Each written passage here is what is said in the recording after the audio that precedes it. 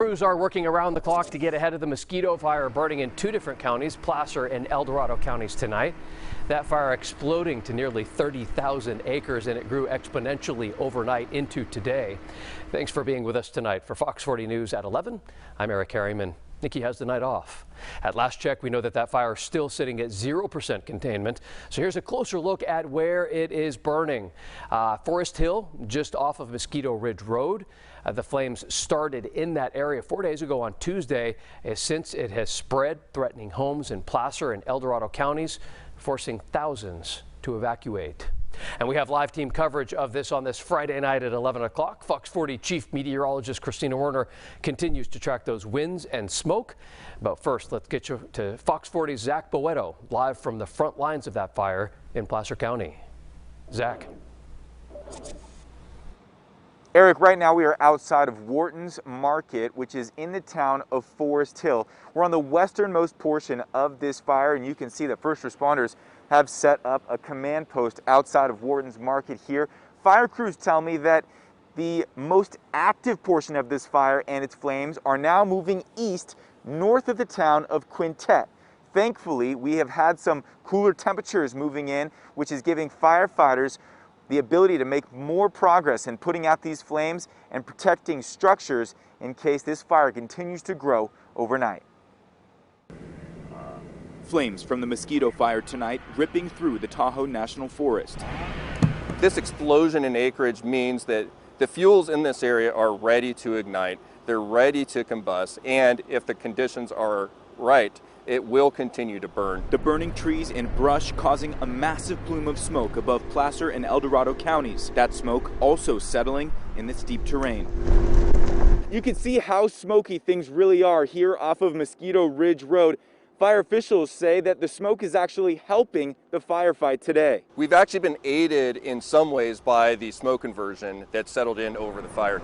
That's limited the amount of oxygen as well as the preheating that would occur if the sun was able to go directly onto the fuels and preheat them, allowing them to ignite as the fire came through. But with smoke causing low visibility, fire crews losing the ability to attack the fire from the air. In turn, crews taking advantage of what they can from the ground. Repairing structures is a priority, and also removing any unburned fuel between the existing control line and the fire itself is one of the priorities as well. As the fire burns and mandatory evacuation orders force people from their homes, law enforcement remains behind to keep an eye out for looters. If we catch people stealing in this area, they will be going to jail. As fire crews battle the steep, smoky conditions, they're looking ahead to lower temperatures forecasted for the weekend, while still remaining alert. We're looking forward to the temperature cool down this weekend. That should allow less exhaustion of our firefighters, but any change in weather can also lead to wind shifts and other unstable atmospheric conditions. Eric, back out here live, you might be able to see just how smoky it still is this evening. Fire crews tell me that they do expect it to remain smoky through the weekend, so that air quality is not going to be the best. Reporting live from Placer County, Zach Boetto, Fox 40 News. Zach, thank you. And tonight, those impacted by the mosquito fire gathered to hear the latest fire information and ask questions if they had them to first responders. A packed auditorium tonight at a town hall at Sutter's Mill Elementary School just outside of Coloma. Residents hoping to get a better idea of what firefighters are doing to try and contain things, and when those evacuated might be able to go back home. Folks, we want you to go home too. My deputies want to go home. They've been working around the clock. We understand that. We will do our best to get you back in your homes as quickly as possible. Some homes have already been lost in that fire. Officials say that the damage inspection program started today, and they hope to begin releasing at least some of that information by Monday. And here's a closer look at the destruction in the Michigan Bluff area, an area hit hard by that fire. A lot of damage there, burned out cars, buildings reduced to melted metal, homes just piles of ash. But some good news coming out of all of that. Our crews did see some homes still standing in that area that were untouched by the flames. At last check, we know more than 3,600 structures are currently threatened by that fire. Again, the check to get in there and see what's there and what's not just began today, so it is unclear exactly how many homes have been destroyed.